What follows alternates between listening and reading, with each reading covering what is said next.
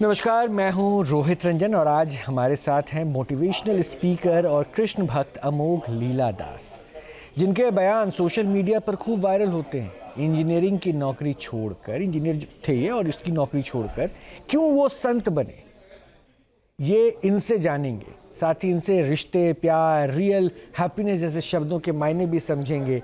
इनसे धर्म, अध्यात्म और महाकुंभ की भी बात करेंगे, महाकुंभ में दिखने वाले ग्लैमर की भी बात करेंगे। साथ ही साथ इन्होंने जो अल्पसंख्यक की परिभाषा बदल दी, वो भी इनके मायने समझने की कोशिश करेंगे। लेकिन पहले एक रिपोर्ट हम आपको दिखाते हैं। अमोघ लीला दास, वो संत जो यूथ काउंसलर से लेकर मोटिवेशनल स्पीकर के तौर पर मशहूर हैं। सोशल मीडिया पर वो अपने बयानों की वजहों से छाए रहते हैं। भगवान को मानते हैं आप? मैंने कहा मानते भी हैं, प्रेम भी करते हैं उनसे। कहते हो भगवान को मानते हो आप लोग? कहां है भगवान? आप मुझे दिखा दो, मैं भगवान को मान लूंगा। दिखा दो भगवान को आप। मैंने कहा आप में बुद्धि है, आप मुझे बुद्धि दिखा दो अपनी, मैं आपको भगवान दिखाऊंगा। क्या करना चाहते हैं आप? मैंने कहा भाई simple, it's a business deal. आप मुझे अपना ब्रेन दिखा दीजिए, मैं आपको भगवान दिखा दूंगा। अब भी यहीं के दिखाऊंगा। अभी कहता है ऐसे थोड़ी होता है, मैं ब्रेन कैसे दिखाऊंगा? मैं कहा जो नहीं दिखता फिर वो नहीं होता। ऐसे ही बयानों की वजह से अमोघ लीला दास की युवाओं के बीच जबरदस्त फैन फॉलोइंग है। उनके वीडियो सोशल मीडिया पर खूब वायरल होते हैं, लेकिन जितना वो स्पिरिचुअल और मोटिवेशनल स्पीच के लिए जाने जाते हैं, उतना ही वो विवादित बयानों की वजह से भी चर्चा में रहते हैं। तो जीसस जो है वो तो वास्तव में भगवान के पुत्र हैं, एंड ऐसा मानते to Christians that he is the only begotten son of God. So Jesus है, लेकिन उसके बाद फिर आता है नाम क्या? क्राइस्ट। जो क्राइस्ट है ये आता है from the Greek word Christos, और जो वर्ड क्रिस्टोस है which is a Greek word, it comes from the Sanskrit word Krishna. तो इसलिए इन अ वे अगर बोला जाए Jesus Krishna, that would also be perfectly fine. So Jesus है पुत्र का नाम और कृष्णा है फादर का नाम।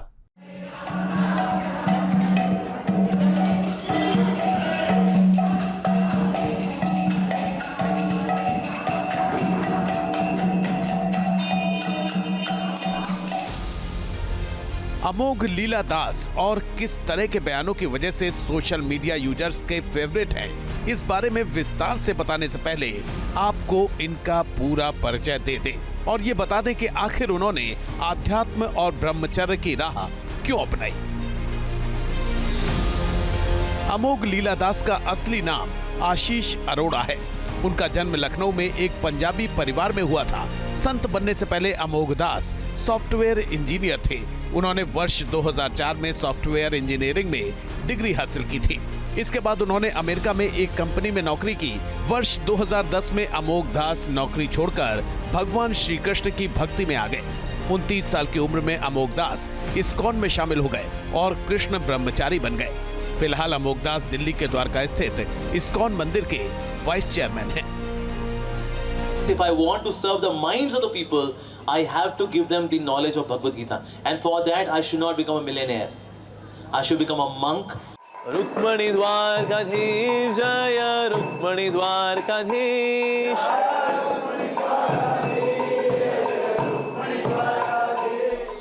कृष्ण भक्ति में डूबे संत अमोघ लीला दास को उस वक्त ज्यादा दुख होता है जब वो देखते हैं कि आज के युवा गर्लफ्रेंड बॉयफ्रेंड कल्चर में फंसे हैं। उनका कहना है कि युवा इश्क के चक्कर में पड़कर जिंदगी बर्बाद कर लेते हैं। क्योंकि प्यार में कुछ नहीं होता, ये कुछ नहीं। तू नहीं कोई और सही, कोई और नहीं कोई और सही। दिल कबूतर खाना है, हर किसी का आना जाना है।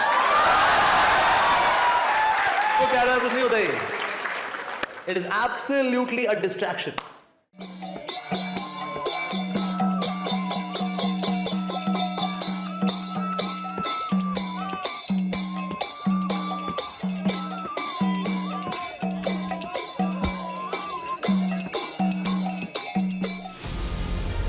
ऐसे ही बयानों की वजह से संत अमोघ दास की सोशल मीडिया पर तगड़ी फैन फॉलोइंग है।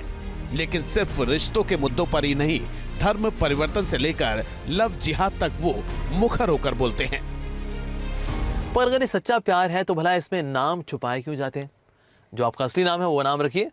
नाम है अब्दुल, लेकिन जाएगा मिलेगा कौन? मेरा नाम अजय है। ओह, क्योंकि अगर वो अब्दुल हुआ तो कान थोड़े खड़े हो जाएंगे। Well, Ajay, I like you, I am Ajay. तो अब मेरे साथ अमोघ लीला प्रभुदास जी जुड़ चुके हैं। इनसे बातें तो हमने कई बार की, बड़ा अच्छा लगता है। और ख़ास बात यह है कि ये मोटिवेशनल स्पीकर हैं, ये स्पिरिचुअल मार्केटिंग करने के लिए भी जाने जाते हैं। और ख़ास ये है कि इनके पास शब्दों का ऐसा पिटारा है ना, जिस पिटारे से शब्द ऐसे निकलते हैं जिनको शायद कई बार जिसका जवाब देना भी मुश्किल हो जाता है। हालांकि आज मैं प्रश्न पूछूंगा ही और जवाब तो हमेशा अमोघ जी देते हैं। तो पहले स्वागत करता हूँ अमोघ जी, आपका बहुत बहुत स्वागत है न्यूज़ नेशन पर। अब चूंकि कुंभ के समय में आपसे बात हो रही है, तो सबसे पहले मैं बहुत बहुत धन्यवाद आपके स्नेह के लिए, आमंत्रित करने के लिए। तो चलिए मैं शुरुआत सबसे पहले कुंभ से ही करूंगा। कुंभ, महाकुंभ 144 वर्षों बाद, अद्भुत, और हम देख भी रहे हैं लोगों में उत्साह, और शायद सनातन की शक्ति को दिखाने का इससे बढ़िया और कोई तस्वीर हो भी नहीं सकती है। तो क्या कहते हैं, क्या सोचते हैं इस कुंभ को लेकर लोगों की भावना में? जी देखिए, बहुत ही सुंदर मौका है और 144 साल के बाद ये महाकुंभ हो रहा है। वैसे कुंभ तो होता ही है हर 12 साल बाद। सो अब ये 144 साल बाद ये महाकुंभ है और कहीं ना कहीं हिंदुओं के लिए ना बहुत बड़ा फेथ बूस्टर है ये। हम जब देखते हैं करोड़ों की संख्या में यहाँ पर जब लोग इकट्ठा होते हैं, स्नान करते हैं, सर्दी का मौसम होता है लेकिन फिर भी सबके सब जाते हैं, स्नान करते हैं और कहीं ना कहीं हमारी जो विरासत है, हमारी जो संस्कृति है उसको जीते हैं। तो कहीं ना वो प्रैक्टिस करके, साथ एक तो देख करके, साथ ही वो प्रैक्टिस करके श्रद्धा बढ़ती है।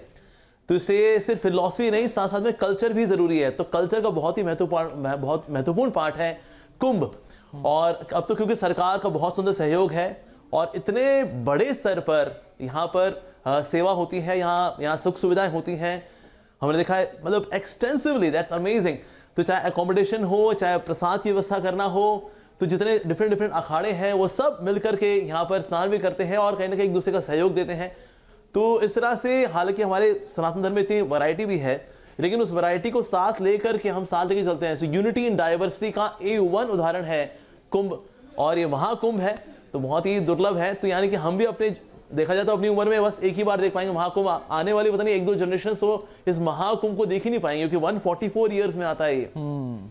तो इसलिए ऐसी सुविधा और ऐसी संस्कृति, ऐसी प्रैक्टिसेस और अपने सनातन धर्म के साथ जुड़ना, अपनी रूट्स को स्ट्रांग करना, तो ये उसका अद्भुत मौका है, स्वर्णिम अवसर है। तो इसका जितना हो सके सभी भारतीयों को लाभ उठाना चाहिए। अच्छा अमोघ जी, देखिए मैं तो कह रहा हूँ ना कि ये अद्भुत है और तस्वीर पे देख के सबकी इच्छा भी हो रही है कि जाके डुबकी तो लगा ही ले, पाप तो धो ही ले। लेकिन मैंने आपके बारे में कहा था कि स्पिरिचुअल मार्केटिंग आप बड़े अच्छा करते हैं और इसके साथ आप जुड़े हुए भी हैं। तो शायद आपको इस बात की खुशी हो रही होगी कि देखिए वो मार्केटिंग आपका काम कर रहा है क्या। अभी एक इन्फ्लुएंसर है, social media influencer Harsha Richharia, उनकी तस्वीरों को आपने देखा होगा कि इंस्टा पे वीडियो रील बनाती थी और अपने आप को अब सन्यासी के तौर पर दिखा रही हैं। तो इसे क्या मानते हैं कि स्पिरिचुअल जो मार्केटिंग चल रही थी उसका असर होने लगा क्या? हाँ जी, बिल्कुल ये असर हो रहा है। होता क्या है, देखिए आज की जो युवा जो पीढ़ी है उनको एक तो रोल मॉडल्स चाहिए, यानी कि अच्छे उदाहरण जिनको देख करके वो इंस्पिरेशन ले। तो मैं देखा बल्कि एक एरोस्पेस इंजीनियर है जो कि IIT राइट, मेरा अगला सवाल उन्हीं पे था। और फ्लरिशिंग करियर छोड़ करके आज कुंभ में वो साधु बन करके जो आध्यात्म है उसका आस्वादन। हाँ जी, तो इस प्रकार से ये जो मार्केटिंग है काम कर रही है, 100% काम कर रही है। तो जो स्पिरिचुअलिटी है ये तो हमारे कल्चर का एसेंस है। तो अगर हम लोग स्पिरिचुअल नहीं होंगे भला तो और कौन होगा। तो हर देश को अपनी स्पेशलिटी पे नाज है, चाहे चाइना को अपनी मैन्युफैक्चरिंग पे, जापान को अपनी टेक्नोलॉजी पे, या फ्रांस को अपने परफ्यूम्स पे, तो फिर भारत को किस बात पे गर्वित होना चाहिए? वेल, हमारी संस्कृति पे। तो इसलिए उस संस्कृति के अच्छे रोल मॉडल्स हैं, अच्छी मार्केटिंग हो रही है कहीं ना कहीं। तो उस वजह से जो युवा पीढ़ी है इसको उत्साहपूर्वक ले भी रही है। So this is really extraordinary. उसको देखकर बहुत खुशी भी होती है कि अगर हम लोग स्पिरिचुअली पूरी दुनिया को लीड नहीं करेंगे तो भला और कौन लीड करेगा। अच्छा, आप भी चूंकि इंजीनियर रह चुके हैं, US बेस्ड कंपनी में मैनेजर तक के पोस्ट पे रखे, one of the leading post पे आप अपने आप को जोड़कर रखे, फिर आपने जो है इस रास्ते में अपने आप को आगे बढ़ाना बेहतर समझा जहां से सीधे प्रभु से आप मिल पाए।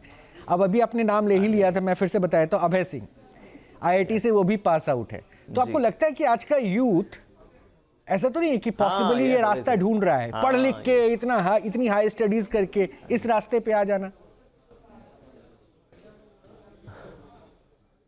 हाँ जी, देखिए सब लोग तो खैर ऐसा नहीं करेंगे। ऑफ कोर्स कोई अगर एक बहुत ही प्रेस्टिजियस इंस्टीट्यूट से पास आउट होता है तो ऐसा नहीं कि सारे के सारे इस दिशा में आ जाएंगे, नहीं। लेकिन हाँ 1%, 2%, 3% ऐसे लोग आएंगे नो डाउट, जो कि सिंसियर स्पिरिचुअल सीकर्स हैं, वो आएंगे और आना भी चाहिए। मैं सोचता हूँ कि ना जो IIT और IIM से जो पास आउट हैं और कई ऐसे इंजीनियरिंग इंस्टीट्यूट से जो पास आउट होते हैं, मेडिकल इंस्टीट्यूट से पास आउट हैं, उसके 2-4% लोगों को साधु बनना चाहिए। पढ़े लिखे लोग भी साधु बनेंगे तो लोगों को इंस्पिरेशन आती है।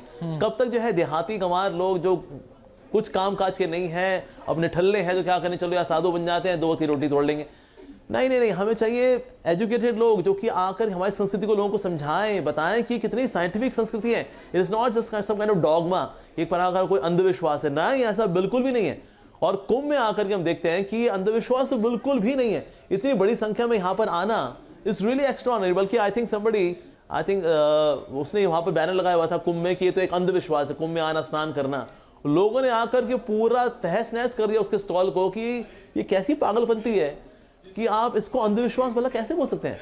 तो ये तो हमारे कल्चर की विरासत है और युवा पीढ़ी इसमें भाग ले रही है। पहले सिर्फ बूढ़े लोग ही लिया करते थे, जिनका एक पांव कवर में था और एक पांव मंदिर में हुआ करता था, तो बूढ़े लोग ही बस ट्रस्टी हुआ करते थे।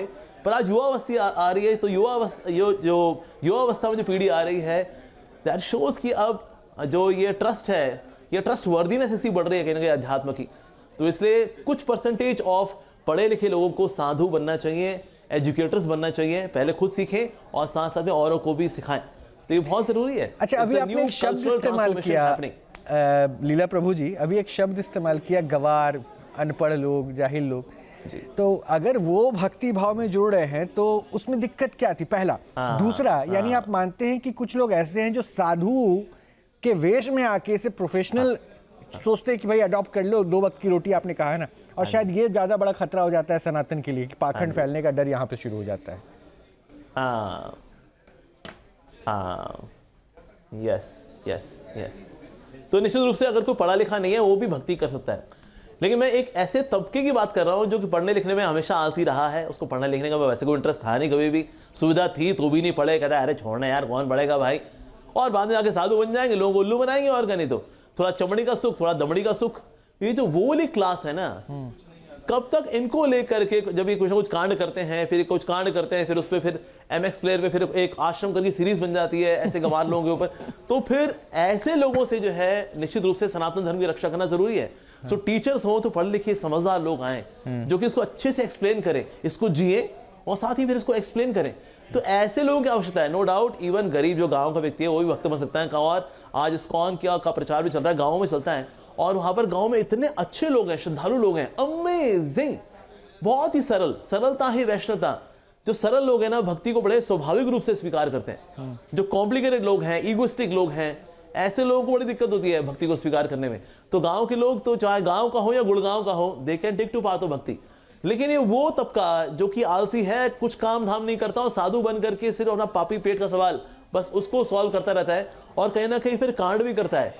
तो ऐसे लोगों से जो है सनातन धर्म की रक्षा भी होनी चाहिए, ढोंगियों से रक्षा होनी चाहिए। तो फिर ये भी तो बाहर से गिरवा चोला है ना, लेकिन अंदर से बहुत डार्क है, ऐसे लोगों से रक्षा करना भी आवश्यक है। फिर ये भी तो लोग जानना चाहेंगे ना कि इस भक्ति के राह में चलकर, चाहे वो आप हो इंजीनियर, या फिर अभी जो 2 उदाहरण मैंने लिए, एक IITian, एक इन्फ्लुएंसर, क्या मिला? क्योंकि आप खान पान सबसे दूर हो गए, आज भी इतना पढ़ लिख के, इतनी मेहनत करके आप गीता लेकर चौराहे पे रखते हैं, बांटते हैं या बेचते हैं, एक सादगी भरा जीवन है। तो मैं अगर ये समझे कोई कि स्पिरिचुअल वे को आपने चुना, उसमें आपको हासिल क्या हुआ?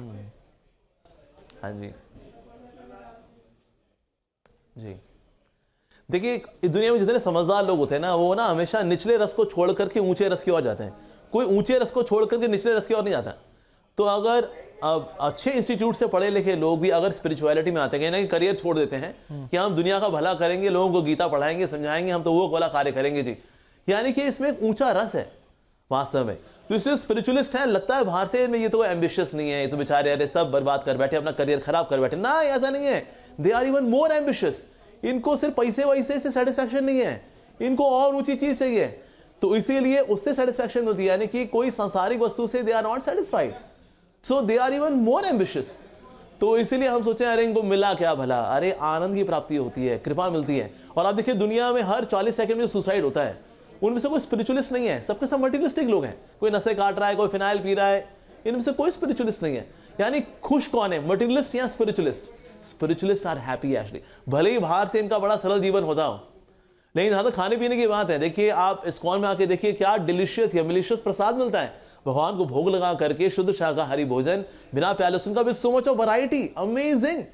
तो इसीलिए हम सोचे कुछ खाने पीने का बेचारा सब छूट गया। नहीं, ऐसा बिल्कुल नहीं है जी। हम तो आमंत्रित करते हैं लोग आए हमारे हरे कृष्णा मंदिर में और स्वादिष्ट कृपा से युक्त कृष्ण प्रसाद का आस्वादन करें। और कुंभ में भी जो है हमारी सेवा चल रही है, हजारों लाखों लोगों को हम प्रसाद बांटने की व्यवस्था करने के लिए बिल्कुल तैयार बैठे हैं कि आए कुंभ में तो कोई भूखा ना जाए, और प्रसाद पा करके प्रभु का स्मरण करके कुंभ को एब्सोल्यूट फेस्टिवल के मूड के साथ रैलिश करता हुआ जाए।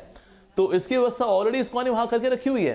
तो इसलिए हम सोचे अरे सब छूट गया आपका तो जी, अरे ना जी ना। जो बेचारे दुखी है ना, उन दुखियों के दुख को दूर करने का काम करता है स्पिरिचुअलिस्ट। तो इसलिए ये एक तरह की ऊंची सेवा है, ये ऊंचा स्वाद है, ये ऊंचा रस है। तो ऊंचे रस के लिए लोग निचले रस को छोड़ते हैं। तो इसलिए अगर कोई IIT का भी है बंदा, अगर वो छोड़ रहा है संसार को, करियर को, इस रस के लिए, दैट मींस ये हायर टेस्ट है एक्चुअली। पर हाँ, कुछ लोग होंगे जो हायर टेस्ट की ओर आएंगे, बाकी इस टेस्ट की ओर भी लगे रहेंगे, no doubt. But yes, we go for higher taste and then we give up the lower taste. तो इस्कॉन तो चलिए महाकुंभ में कार्य कर रहा है और आप कहते हैं कि लोगों को जोड़ता है, तो बांग्लादेश में इस्कॉन ने चिन्मय दास से रिश्ता क्यों तोड़ लिया? जी, हमने बिल्कुल भी नहीं तोड़ा एक्चुअली। अगर आप देखिए हमारे खुद के 2 ब्रह्मचारी थे जो कि चिन्मय कृष्णदास के लिए प्रसाद लेकर के गए, खाना लेकर गए, उसके लिए साथ साथ दवाइयां भी लेकर गए क्योंकि वो वहां बीमार है, और जबकि इससे उनकी लाइफ रिस्क में पड़ेगी। They can also be arrested, उनको गिरफ्तार किया जा सकता है वहां पर, और ऐसा हुआ भी, वो गिरफ्तार भी हो गए बेचारे। तो अगर इस्कॉन के डिवोटी अपनी ही जान पे खेल करके चिन्मय कृष्णदास के लिए खाना लेके जा रहे हैं, दवाइयां लेकर के जा रहे हैं, तो क्या इसका मतलब ये हमने चिन्मय कृष्णदास को त्याग दिया? नहीं। अगर हमारा ऑफिशियल जो हमारा कम्युनिकेशन डिपार्टमेंट से जो कम्युनिकेट हुआ उसमें देखा था हमारा कोई ऑफिशियल स्पोक्स पर्सन कभी नहीं रहे हालांकि, पर हम चिन्मय कृष्णदास के साथ हैं एक्चुअली, ये हमने उसमें लिखा था। तो लोगों ने इसको ये डिकोड कर दिया, ओ अपने बंदे को ही त्याग दिया है इन लोगों ने। तो नहीं, ऐसा बिल्कुल भी नहीं है। सो हम चिन्मय कृष्णदास के साथ थे, हैं और बने रहेंगे। पर हाँ, वो बाकी हिंदू संस्थाओं के साथ भी लगे हुए थे ताकि हिंदुओं का वहां नेतृत्व कर सके। और हिंदुओं का इतना अच्छा प्रचार है, हिंदुओं के बीच में इतना अच्छा प्रचार है बांग्लादेश के अंदर कि एक समय ऐसा हुआ था 10,000 मालाएं वृंदावन से गई थी बांग्लादेश। हम माला खरीदने के लिए गए थे जब वृंदावन में, माला ही नहीं, जपमाला नहीं। हमने पूछा ऐसा क्यों? उन्होंने बताया कि 10,000 मालाएं गई हुई हैं, इस्कॉन ने परचेज किए यहां से बांग्लादेश में बांटने के लिए। वहां पर जप करते हैं लोग, तो हिंदुइज्म का बड़ा अच्छा प्रचार प्रसार है बांग्लादेश के अंदर।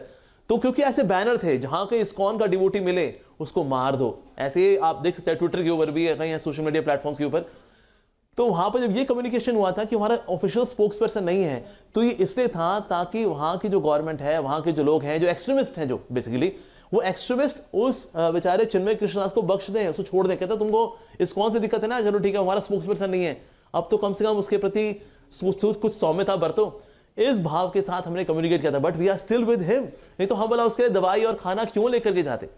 सो ऐसा अपीयर हुआ एज हमने उसको त्याग दिया, पर एक्चुअली हमने बिल्कुल नहीं त्यागा। जो उसने नोबल कॉज के लिए लड़ रहा है, why will we give up to support to such a person. तो चिन्मय कृष्णदास का चिन्मय मिशन है हिंदुओं की रक्षा करने का, हम उसके साथ थे, हैं और बने रहेंगे। लेकिन बांग्लादेश में तो हिंदू खतरे में दिख रहे हैं, इस्कॉन पे मुसीबत वहां पे दिख रही है, उनको टारगेट किया जा रहा है। इसको कैसे फिर देखें, इसको कैसे करें, इसका हल कैसे निकले? हाँ जी, यस यस। देखिए इसका हल तो वैसे तो डिप्लोमेटिकली ही होगा। हम तो ये कर सकते हैं कि हम लोग जो सरकारें हैं, सरकारों से निवेदन कर सकते हैं कि आप प्लीज वहां पर थोड़ा कुछ चर्चा करिए ताकि समस्या का समाधान मिल सके। इसलिए आप देखिए इवन यूके की जो वहाँ पार्लियामेंट है, वहां पर भी हमारे हरे कृष्णा डिवोटीज, इस्कॉन के डिवोटीज गए थे और वहां मिनिस्टर से मिले कि आप पार्लियामेंट में इस बात को रेज करिए। तो कहीं ना कहीं यूरोपियन यूनियन में भी जब ये बात उठेगी तो वहां से इंटरनेशनल प्रेशर बनेगा कि जो बांग्लादेश में वहां पर हिंदुओं के प्रति या माइनॉरिटीज के प्रति जो भी हिंसा हो रही है उसको रोका जाए। तो हम लोग तो यही कर सकते हैं that we can meet some ministers, diplomats, उनसे मिलें, उनसे निवेदन करें कि वहां कुछ चर्चा शुरू हो।